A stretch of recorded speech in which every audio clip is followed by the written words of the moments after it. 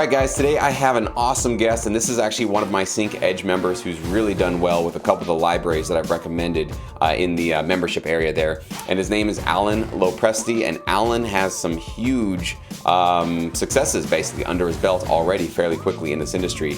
He let me know just the other day that he's gotten 85 tracks accepted between 2 libraries that he's been working with.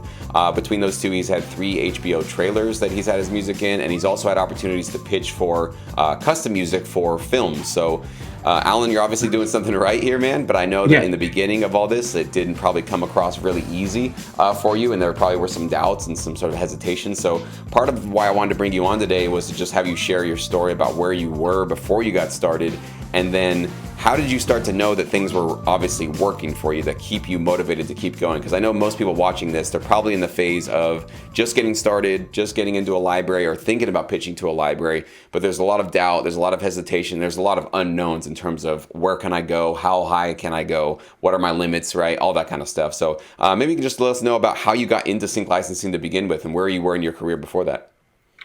Wow, where to start? And first of all, thanks, Jesse, for having me on here. Yeah, musician. I started as I've been a musician for over 40 years. I've done quite a bit of stuff in my career as a musician, session player, songwriter, vocalist, you name it. But about 2017 rolled around, I decided that being the musician, I needed something else to do something to make money as a musician. And I had received some advice to go and check out, the cattle call sites. So I got stuck into that loop for probably 2 years. It seemed that everybody was willing to take my money to listen to my tracks, to come back with, hey, this is great, keep submitting stuff, you'll get there someday. I didn't really feel I had a too difficult of a time writing the material. It's just the whole business end, and everything that I had learned up to that point was I needed a middleman between me and a library, that I was not able to contact the library direct. That was kind of where I really felt the industry was, and people, they were explaining it to me that that's how it worked. And I had a friend of mine, Tom, who introduced me to your site. And as I started, I joined the Sync Academy and Sync Edge. And as I started watching the videos, it was everything was counter against what I had learned about the industry. So once I realized that, number one, I had the power to communicate directly to a library, and that these libraries not only did I only thought there was like a handful of libraries that did this. Come to find out, there are thousands of libraries, and that was an eye-opener. So the whole concept for me, once I started to recognize, okay, what's out there as a musician, what's hot, what are people looking for? And then the second concept, which, all this came off your site, which I have to stop for a second and say, the whole idea of capturing this experience in videos and the way you've done it, so that I can go and listen to these videos and then go back and re-listen to them, which I've done many times. It helps to understand that, number one, you're a musician. You got to write the good material. Then you have to produce it. Then you have to get it to a delivery volume that's coherent to the industry. Then you have to sell yourself. And then how do you approach the library so that, number one, they know, you're not going after them by saying, hey, what's in it for me? You're saying, hey, what can I do for you? Once you develop that mindset, which I started in 2019, I watched a couple of your videos on the libraries, and I reached out to a music, and I was very surprised that they didn't take any of my music, and I gave them everything. They found one track that they really, really liked, and he said, how many of these do you have? And I said, well, I've got one. He said, well, how many can you write? I said, well, I can write many. So I ended up writing 10 in a month, gave it to him. That's when everything started. My attitude changed. It went from, this is never going to happen, to, hey, this is a great possibility. So then I started, I went back to the Sync Academy, started looking at the videos again, and recognized that, maybe what I should do is go and listen to a few libraries, go listen to the stuff that I can do, listen to what's out there, and then produce relative to that quality. Because again, one of the key things I thought of was, well, if I'm writing B flat material and there's A plus material in the library, what are they going to do with my B flat material? So that's where, if you're out there and you're submitting material and you're not getting callbacks, you're not getting any emails, you have to go back and question, well, how good is my material and what do I really need to do?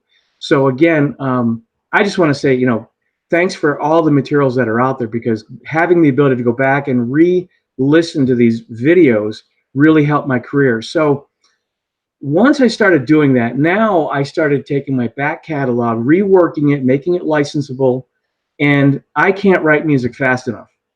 I every time I put together a 10, album catalog and I submit it to the same libraries I'm working with, they take them because now I understand what they're looking for. So where I am today is looking at how do I diversify and get myself, let's say, over in the UK or over in the Far East, and get a little bit of diversity out there, because I know that I have a couple libraries that are willing to take anything that I write. So I guess that's where I'm at today. Is I just continue to hustle, continue to write, because I think quantity and quality is going to be the secret. So much good stuff in there, man. First of all, so sorry about the cattle call stuff. You're not the only one that's gotten stuck and lost in those kind of companies. It's unfortunate, and I hate hearing those things, because I usually don't hear good things from those kind of companies that are like, just go ahead and pay us your monthly dues, your annual dues, and keep pitching. And like you said, coincidentally, most of the notes are like, oh, almost there, keep going, keep paying us, right? Exactly. And so I totally I relate to that. I understand how frustrating that is. And that was one of the main reasons why I started my YouTube channel, was because I saw a lot of that stuff out there, and I saw a lot of people giving either misleading advice or just sort of like lying by omission, by not telling people you can go directly to these companies. And not only can you go directly to these companies, but these companies want you to go directly to them. They have open arms, essentially, as long as, like you said, your music is high quality, licensable, and useful for them. But I think so many people, from all the years of learning about record labels where they don't take unsolicited submissions and you have to be somebody's cousin to get in, right? We kind of all assume like, well, I guess this is another part of the music business, so yeah, probably the same thing. We're gonna have to go through some middleman to get to them.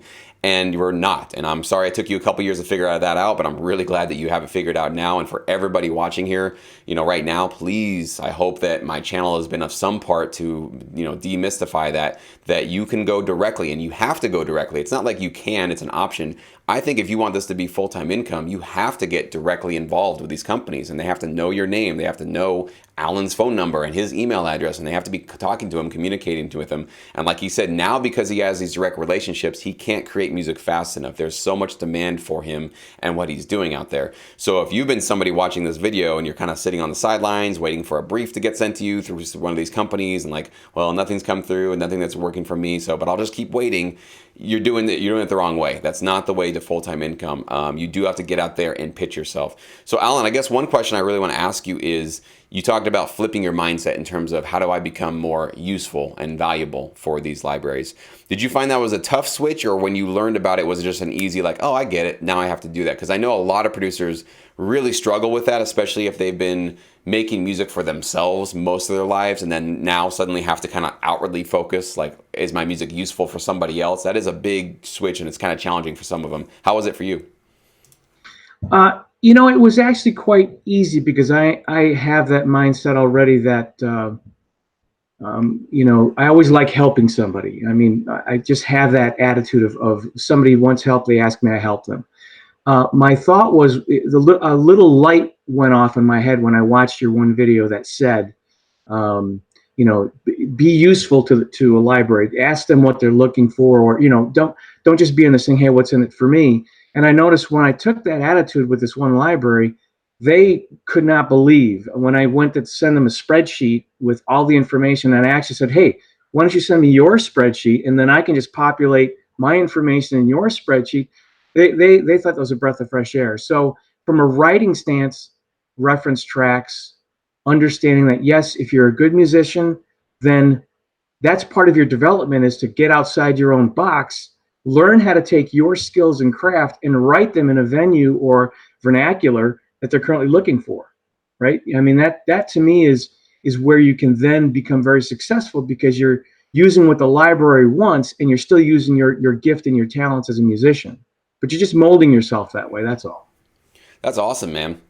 Yeah, and I think for you, great that it wasn't like such a hard transition to go to that service mindset. But for a lot of producers, that is really tough, and also to have to change how we're producing music in a way. It's not like a massive change, but obviously, as you learned, there are certain formulas and structures and sort of do's and don'ts that you kind of want to keep in mind as you're putting together production music, if you want to get those placements. And then the last thing for sure is you talked about evaluating yourself in terms of maybe my tracks are sort of Yes. at that B level and everybody else in the catalog is at an A level. And that is even harder than changing your mindset Yes. towards a service mindset. So, any tips or insights you can give into how you're able to sort of get your ego, because it's really an ego struggle. How do you get your ego out of the way so that you can actually just improve and be transparent and honest with yourself to go, I got some good stuff, but it's not there yet. I really need to work harder. Anything that you could think of that would help others?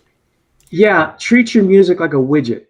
Don't treat it as a personal song that you just want to share with the world. Treat it as, hey, this is like making a box, right?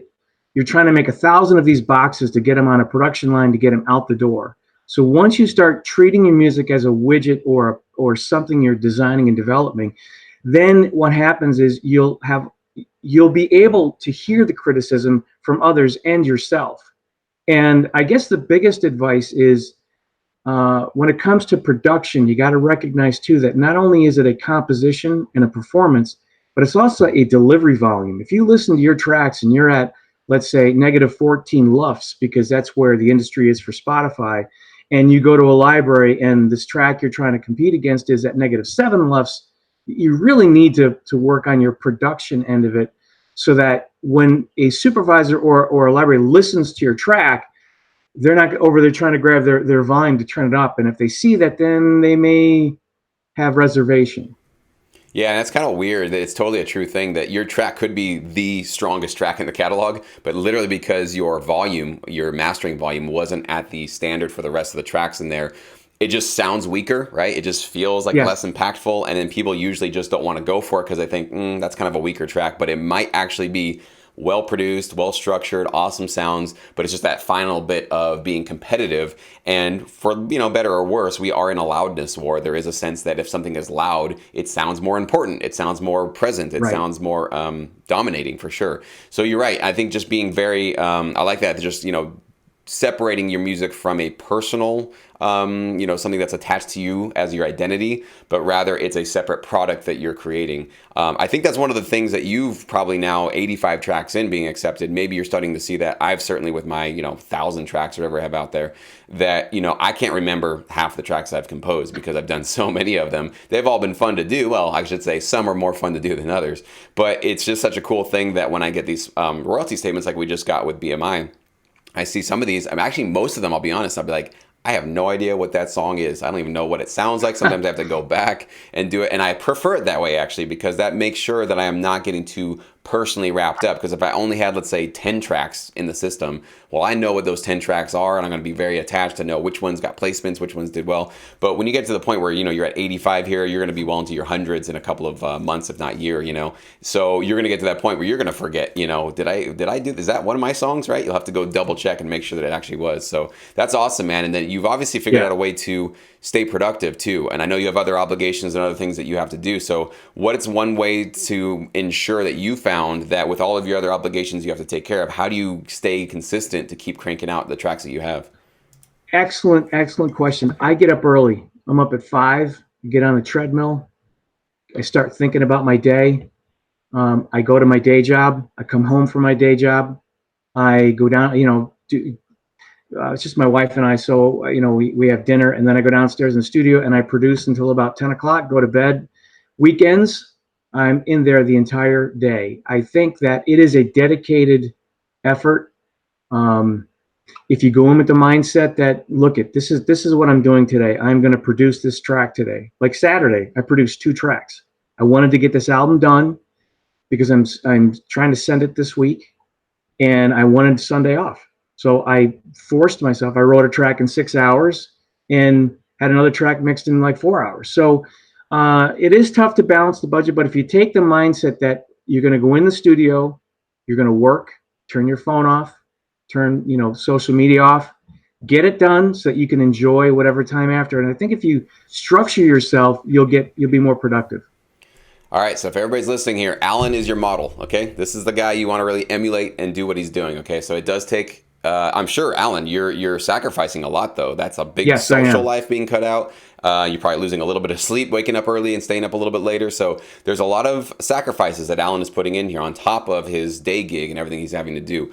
But I know, Alan, you have fun with it, right? And it's enjoyable and you're having a Exactly. blast, right? And so if you weren't doing that, of course, you wouldn't have anything to do with this. Like, this would just be crazy, right? So obviously, Alan is enjoying himself in these process of, waking up early, getting things done, and also setting that intention. That is so important. And we're actually going to be talking about that in our upcoming Sync Psychology series in Sync Academy, where I'm going to basically be sharing with you guys some of the ways that I ensure that I got my projects done just like Alan did. And it's really about what he just said, is like visualizing and setting a mini goal for what am I going to do in the next 2 hours or 4 hours, and actually writing it down sometimes, or just like meditating on it for just a minute and then getting started, rather than just like, we'll see what happens today. No, let's have a real set determined goal. So you guys should be listening to this, rewatch this interview, because there are so many gems that Alan just casually put out there that I don't know if many of you guys even realize how much of this stuff is really, really valuable for you. So Alan, man, thank you so much for your time today, buddy. I really appreciate it. And I wish you all the best. I know that you're just at the beginning stages of this. And the cool thing what I see about like a producer like you is, even though you are in the sort of the still kind of beginning stages of getting your royalties together and all that kind of stuff, you're already behaving and acting like a professional. And so that's how I can tell you got a great future, because you're not really in the sort of struggling phase of I can't get things done, or I don't know how to, improve my tracks. Like, those kind of like beginning phase issues are a lot of times what gets people to not even go to a library. Like, they just can't take that first step to submit. So your mindset has allowed you to get past a lot of those fears and obstacles and, barriers that a lot of people have a hard time getting through. So the fact that you're able to get through them, and now you have a consistent work schedule and you're constantly doing what you need to do to stay relevant with your libraries, you got a future, and that's it. And that's really all it's going to be. And now it's just a matter of consistency, right? Because you're going to have your days where you don't feel like doing it. You're going to have your weeks where other things get in the way. And so you're going to have to find that balance, what you can do, what you can't do. But the fact that your mindset is already there, that's what matters. You've basically faked it until you made it, right? You pretended like you were a professional sync licensing producer, and now you actually are on your path to become a professional sync licensing producer. And I would actually say you are one. I know you're still waiting for probably a lot of the royalties and the income to come in, but the fact that you're already doing these things, you've already got direct relationships. I mean, I'm sure you can see the difference of where you are now from where you were with the cattle call companies and just waiting, right? And putting your music out there, or your money out there every single month, and just hoping for something to stick. And now you don't have to hope anymore. Now you've actually got relationships, which is so much better, man. So thank you so much for your time today, buddy. Hey, thank you. All right, Jesse, it was really nice talking to you. Thank you for listening to the Sync My Music podcast. If you enjoyed the show and want me to do more episodes, all that I ask is that you leave me a review on whatever platform or app that you're listening to. It just takes a few seconds. I'll never charge for this podcast, and I want to keep it 100% ad-free. And your review right now will help me do just that. Thank you so much.